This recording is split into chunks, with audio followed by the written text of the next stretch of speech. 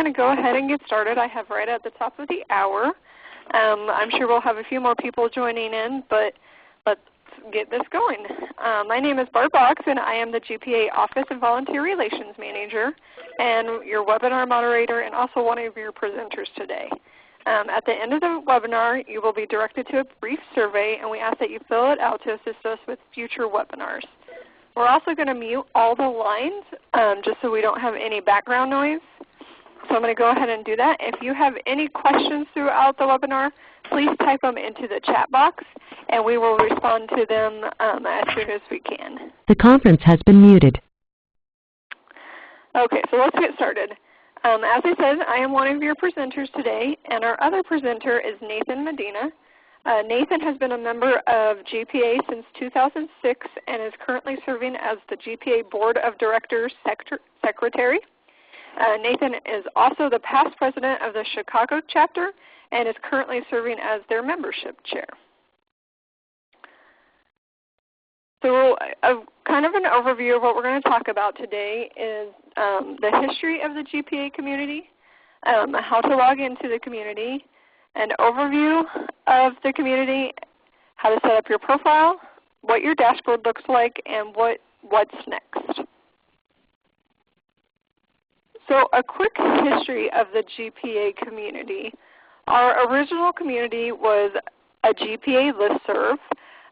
That was done for several years, I think about 3 years, before we moved into the discussion forum format that was originally done on our GPA website that we had prior to this new website that launched in 2012 or 2011.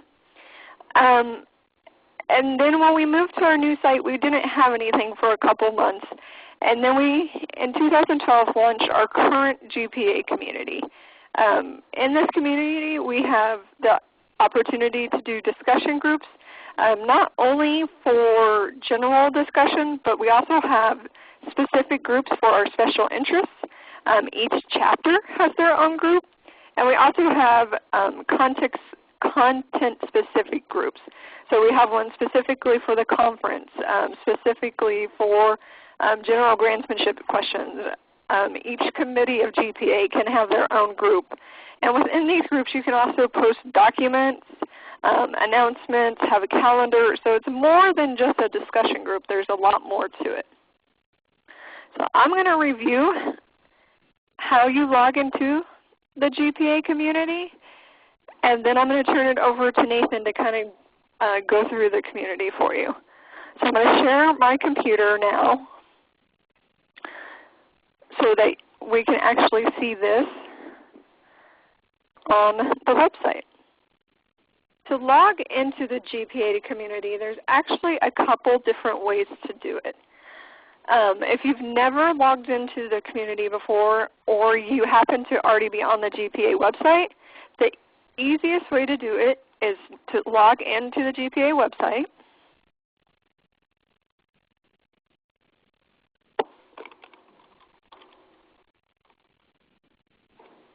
Give me a minute while that pulls up. There's 3 options of where you can log into this. Right here at the top of the screen, whenever you're logged in, you will see the new GPA community ad or banner ad. You can click on that. There's one right here below where you logged in. And then also under our professional development option, there's a link that says GPA community. Click on any of one of those 3 and it will take you to our online store. I know it's a little confusing that it takes us there. However, due to system limitations, this is how it has to be set up. So even though it takes you here and it looks like you're in the wrong place, if you look over here on the left-hand side, there's a link that says GPA Community. All you have to do next is click on that, and it will take you directly into the community and to your dashboard. The other option is if you have already logged in and you have your information set up, you will start receiving notifications from the community. I have mine set up so that certain notifications come from certain groups. I get those, or you can have it set up so everything comes in a digest. Excuse me. So once you have an email, you can click on any link within this email, and it too will take you directly into the GPA community, as you can see there. So with that, I am going to turn my control, or quit sharing my screen and let Nathan share his. Nathan, to speak, you need to press *7 to unmute your line. Okay, can you hear me? Yes, go ahead. Can you see my screen yet? Or not yet? Not yet. Do I have to do anything? Click on the share button at the top.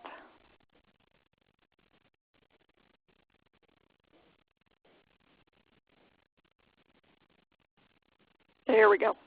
It's coming up now. You got it? Yes. Okay. Okay, hi, my name is Nathan Medina, and I'm a part of the Chicago chapter.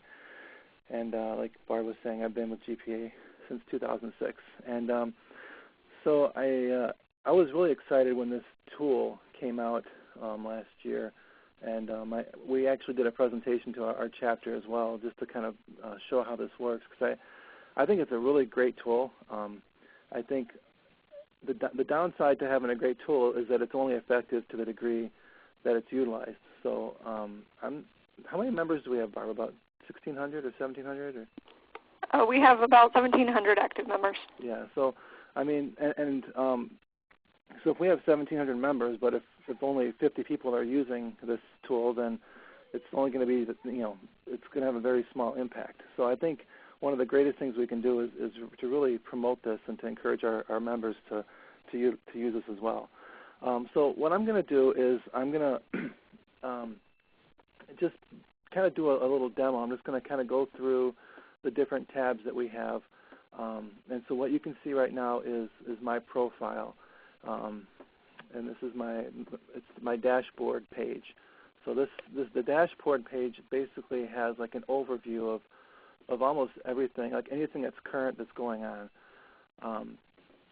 So you can see on my left side, you can see it says, has my name, and you can actually, I can view my own profile. And I'm just going to go ahead and start, clicking through some things. But everyone, when they become a part of this discussion forum, that you can set up your own profile. So here you can see where if you can upload your own picture. And if you want, you can put your address or any information about yourself on there. You can see contacts that I have, people that have recommended me. It kind of gives an overview of different things about my profile.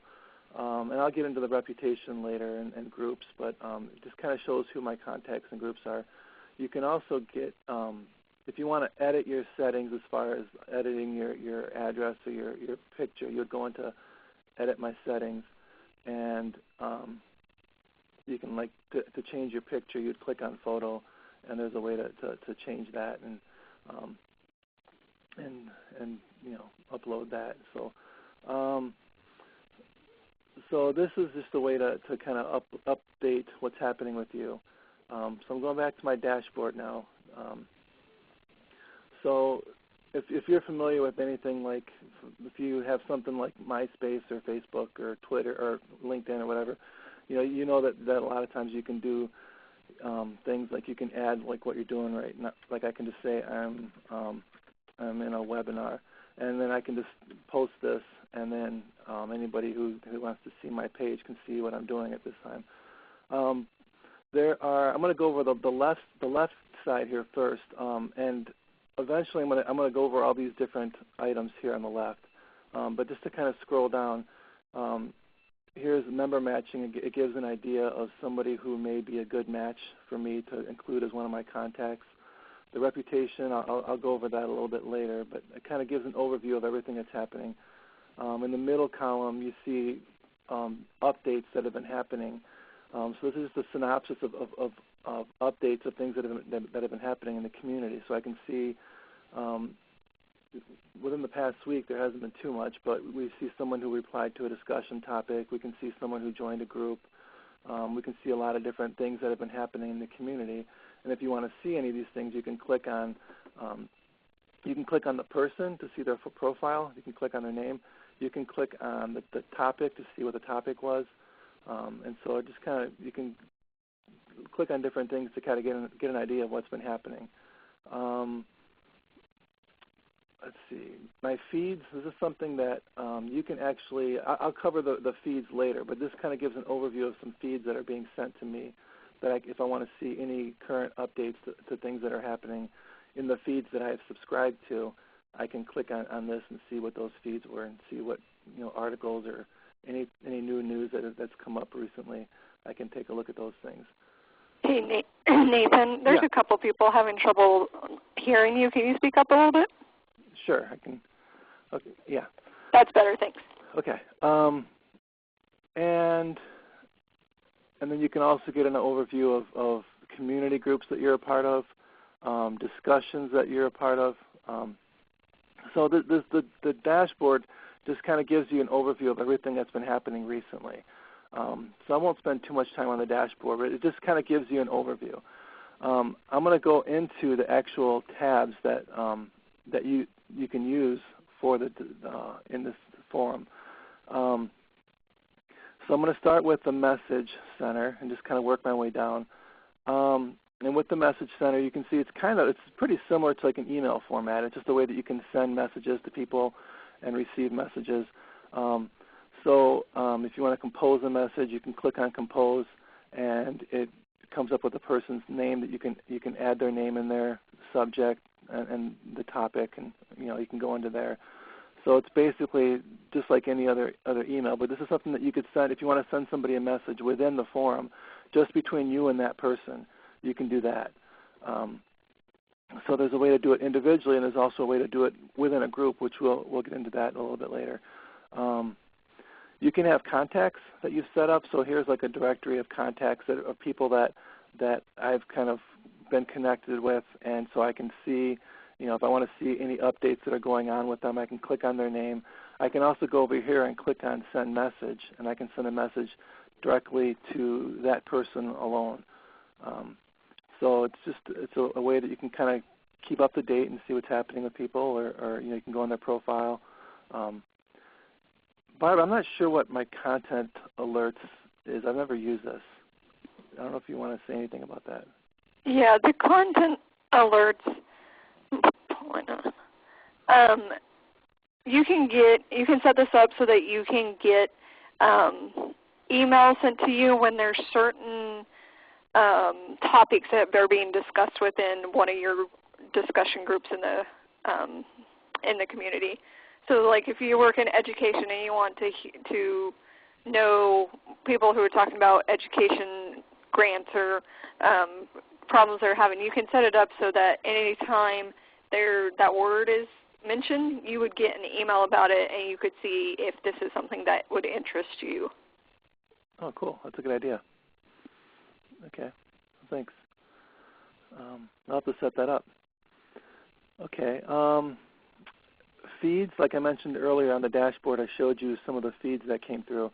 Like for me, I've got 2 feeds that I'm signed up to, and if you want to add a feed, what you would do is you can come down here and you can click on one of these feeds. So let's say if you want to get RSS feeds from Philanthropy Journal or from Council on Foundations, you basically would just go over to this plus sign and just click on it and say add this feed, and you automatically will start getting any articles or any feeds that apply to that topic. So it's a great way to stay connected on any new things that are happening within those areas. Let's see. My groups, this is probably what I use. One of the things that I use the most is my groups. So this is something that I actually think is really great, because these are just different groups that members are a part of. So let's say, for example, let's say you went to the 2012 National Conference Barb, my understanding is anybody that attends the conference is automatically added to this group. Is that correct? That is correct. Okay. So let's say you went to the national conference and you just wanted to get some follow-up information on something. You can look at pretty much anything that happened with the conference. And if you want to look at some resources, I believe all the presentations from the conference are in. Yeah, here they are. They're all in the resources tab. So let's say there was a session you missed, and maybe you just wanted to look it up real quick. You can scroll down and look for it. Is 85 results. So you can look for the conference or look for the session and download I think you can get the PowerPoint presentation or any handouts that were a part of that session. So you can also look at members, so you can actually see who went to the conference. And so let me go here. So you can see that the names of the people that actually went. And in case maybe if you met someone at the conference, maybe you wanted to look for someone. Let's say you met someone and their name was, I don't know, let's just say Bill. And you can do a search. Let me see if this works. I haven't done this way before, but yeah. So you can, let's say you met someone and you say, I know his name was Bill and I can't remember where he worked, but we had a great conversation. I'd like to follow up with them. And here's the way you can find the person, and maybe Bill's one of our board members actually. And see if you wanted to, maybe you wanted to follow up with him. You don't have his contact information. You could send him a message. Click on send message, and So the groups is it's something that, this is probably the tab, like I said, I probably use it the most. It's within our chapter. I know that I use this every once in a while. I'm in the Chicago chapter, so I'm in quite a few groups here. So like within my chapter, I can click in. I can see there's 58 members that are listed in this group, and you can see any discussions that we've had within our chapter. And so if somebody posted something, you can see just what kinds of things have been posted. Our chapter has some resources, so anybody within our chapter can access these resources. It's not for anybody in GPA, just the people that are in this group. You can look at events that have happened, like we post our events, and there's nothing for this month, but let me see if I know last month we had an all-day event last month, and so if I go into April, what was that? Okay, here we go. Oh, it's not in there. Okay, I'll look for it a little later. Yeah, something weird just happened with my computer. My groups. Okay, so that's basically what can happen with your groups. And you can look at any group that you're a part of. And there are some groups I think you have to elect to join. I'm not sure.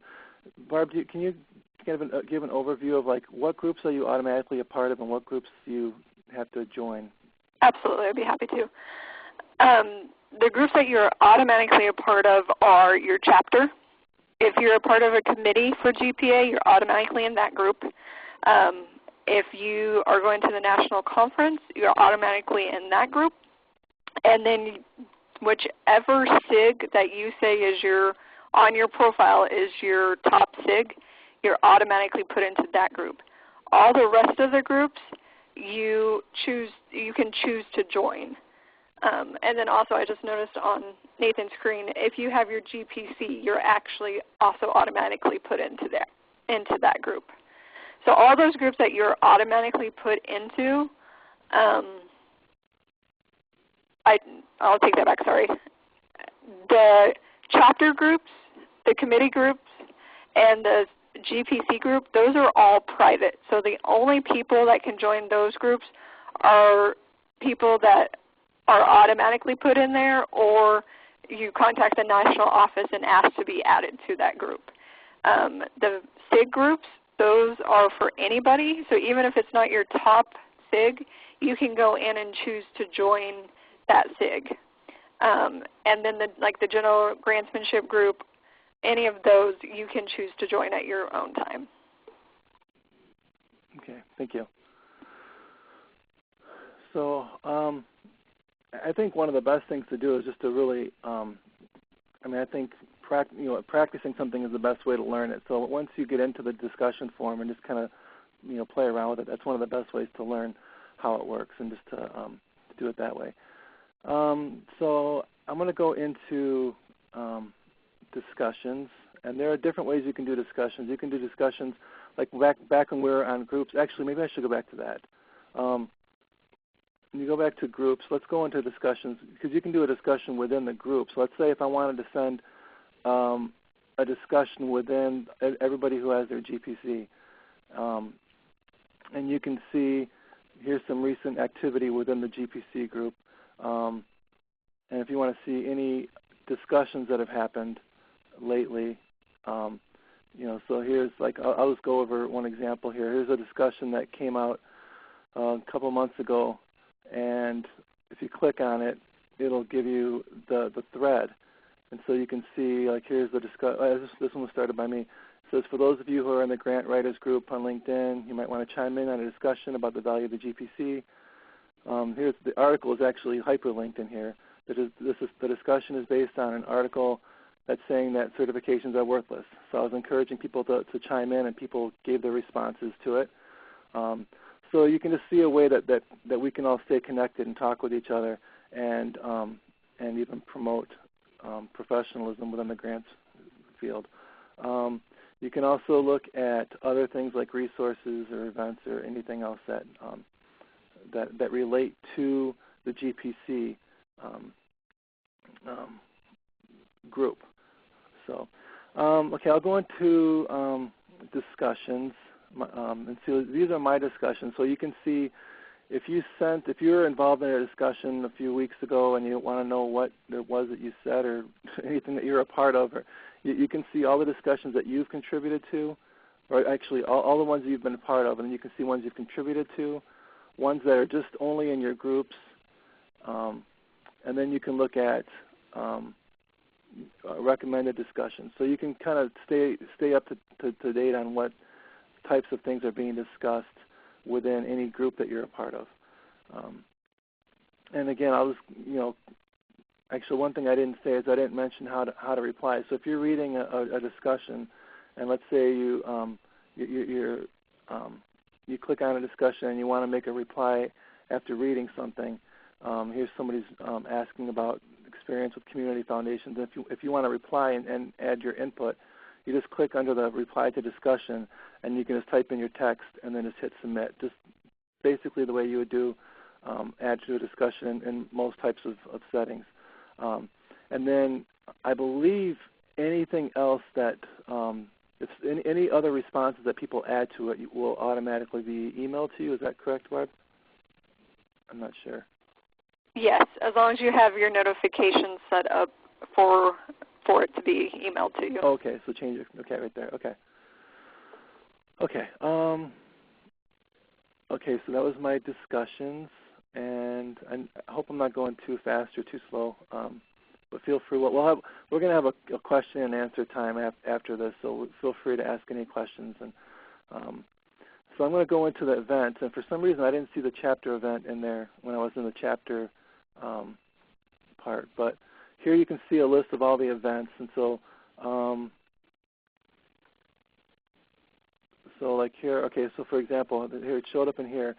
On April 26th, our Chicago chapter had an event, and so we posted it to all of our chapter members, but I believe anybody can see that. And so when you click on the event, you can see it gave an overview of the event. We had Bev Browning was our main speaker. It has our agenda. It has our food. That's always important. And registration information. And actually on this one, we had it so that all you had to do is click on this Register Now tab, and somebody could register straight from this this forum. So that was kind of convenient as well. I'm not sure if anybody actually did sign up through that, but so all of your, for the chapter leaders, if you want to announce all of your events. Or if you want to say we're getting together for a certain thing at a certain day, certain time, you can put it in here and people can see what kinds of events are going on. People can also look for the events based on the tag words that are that are added on there. So I'm not sure about my saved items. I'm not sure if I even use this. Barb, is there anything you'd want to mention about saved items? Or? Hello? There are around the community. There's a little link, or it's like a star, and you can click on it. Oh. You want to save this item so you can reference it in the future. Okay. And that would be. I've never personally used it, but I could see why it'd be useful if there was like a discussion, a string of discussions that you found particularly helpful. You can click on the star button to save it so that it would be a quick reference to you just by going in your saved items. Okay. All right. Actually, it looks like I did use it once. So, okay. That's a good idea. So you can follow up on like your favorite types of things that you want to keep in mind. Okay, let's see. The reputation is, this is anytime that you add any kind of, this is kind of more of just kind of a fun kind of a thing. Anytime you add a discussion, reply to a discussion, do certain things, you get certain types of awards. This is just kind of a fun kind of thing that you can do, and you end up getting onto the leaderboard that kind of shows like who's got so many points for who's highest on their points. We can go into the leaderboard a little bit later, but so it just kind of shows you things that you get certain awards or badges for completing certain things. So now everything else, let me see. I'm trying to see if I covered all these things already or not. Okay, the members. So again, this is something like before when I said maybe if there's someone that you know in GPA and you want to get their contact information, or if you just want to contact them, like before I did the thing with typing in Bill's name. You can do a search here if you just know their last name. If you just know the city that they live in, you can do a search, and you can find everybody in the GPA who's got the name, and then you can find the person from there. You can send them a message. You can add them as a contact. You can go into their profile and see what's going on with them. So this is just the member directory is just a way to look up different just different members. So again, it's a great way to stay connected with other people. I don't think I've used the organization directory. Barb, is there anything you'd want to mention about that? I don't think there's much in the organization directory. It is just a list of the organizations that we happen to have in our database. Okay. So the ones that you would possibly find on here are vendors of ours, or some of the member benefits like Sage Software or Streamlink or something like that. You can search that and get their information. Okay. Okay, that makes sense. Okay, this is groups, and so before I was in my groups, and those are just the groups that I'm a member of. So if I clicked on all my groups, I believe that would take me to the same place that my groups would take me to. This basically lists all the groups that are out there. So there's some featured groups and some recommended groups. These are groups that I'm not a member of, but if I wanted to become a member, like the Atlanta chapter, I don't think I can become a member of because I'm not in that group. So there's no plus tab here, but I believe I could join like this government SIG. Just click on join group, and I can join it if I want to. And you can look at different discussions. Apparently you can create a group, and I'm not sure, Barb, how that works. If anybody can do that, or if that has to go through the national office, or how that works. Anybody can create a group if there is because there's one on there that I just saw that it's like the Northeast Florida group. We don't have a chapter in Northeast Florida, so they just created a group on there so that they can still have discussions within that area.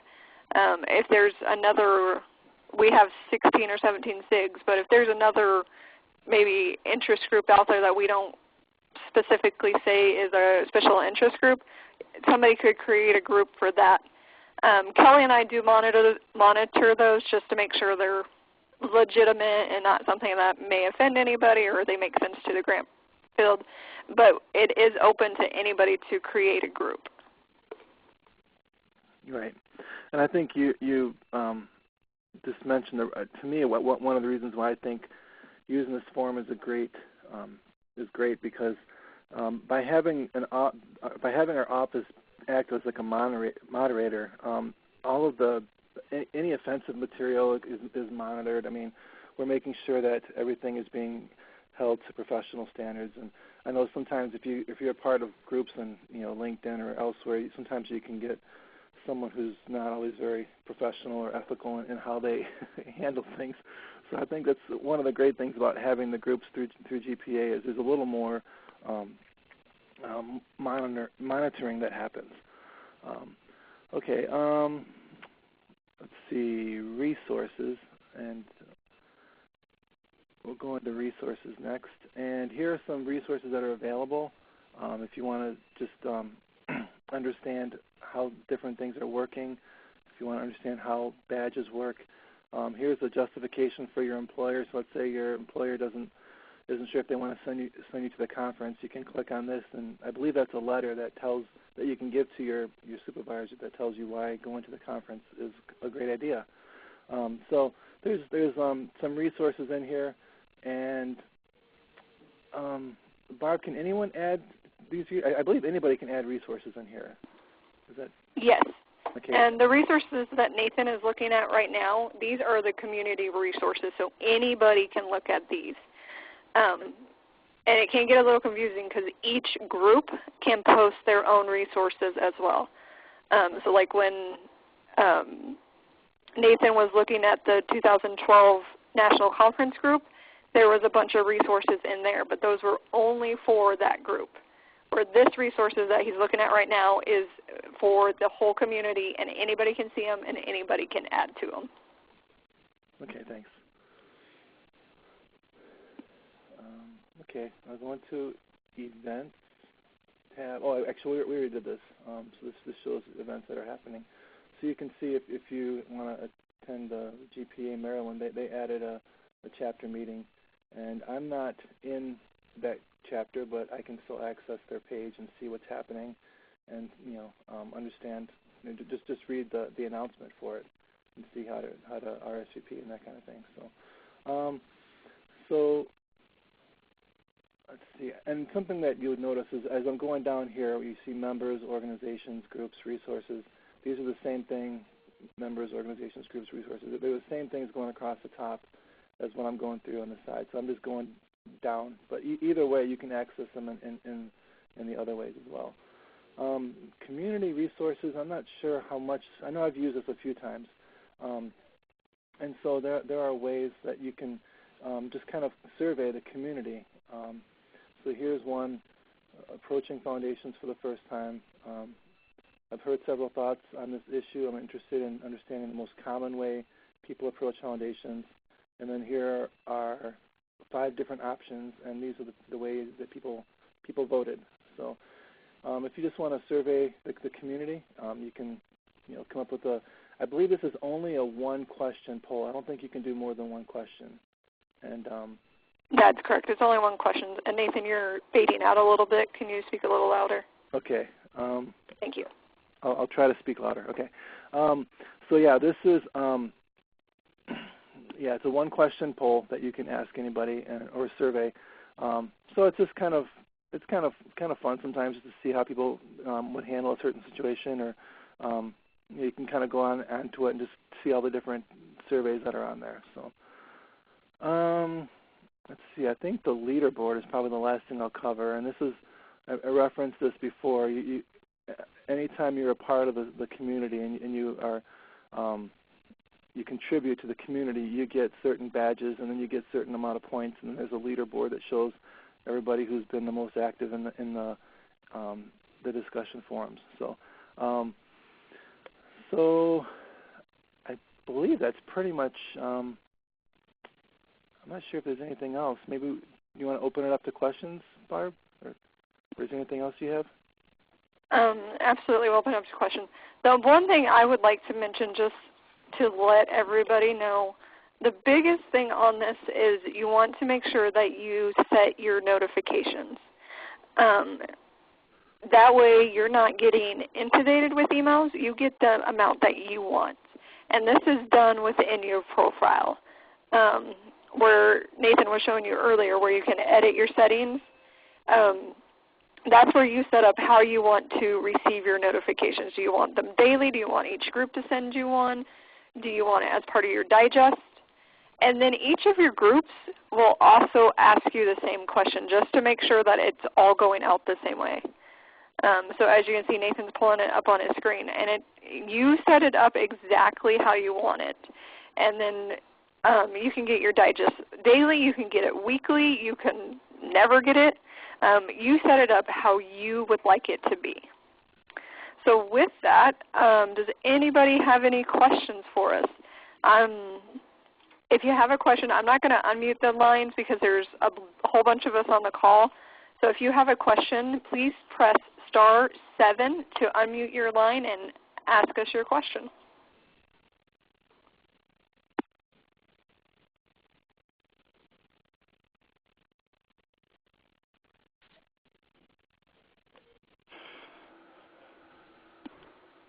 Hi, Barb.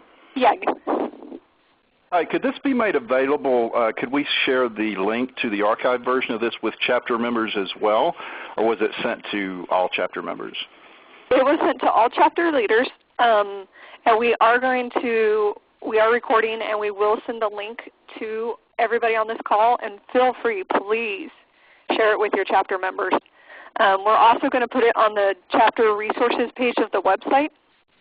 And then Nathan and I were just talking about this yesterday. We're actually going to send it out to the full membership next week in our Tuesday email because this isn't just something for chapters. I mean, it's for everybody. It's a very useful tool. In my view, some members do not participate in the community forums primarily because of the notifications. They don't want to be deluged with notifications, and so many aren't, I believe, aware of the different settings that you can apply, to make the receipt of the discussion entries, fit with your own schedule. And so I think that is, I think you've had pretty good participation, or reasonable participation, but I think that, that's one factor. But you're doing a great job with this. Thanks, Bernard. And then we had a discussion on the chat. It says, is the leaderboard just for fun, or does it translate into something like GPA bucks? For the most part, it's just for fun, but every now and then we will do like a contest to see who can be the top contributor this month, or who can do this or that. Last year we actually did it because, of course, we had just launched the community early last year, and we did who could do certain amount of things by the end of July. They got 100 and so half their conference rate paid or something like that. So we do that, and that's something we are looking into, maybe doing another thing pretty soon so that we can get a little bit more discussion. Anybody else have a question? It's *7 to unmute your line.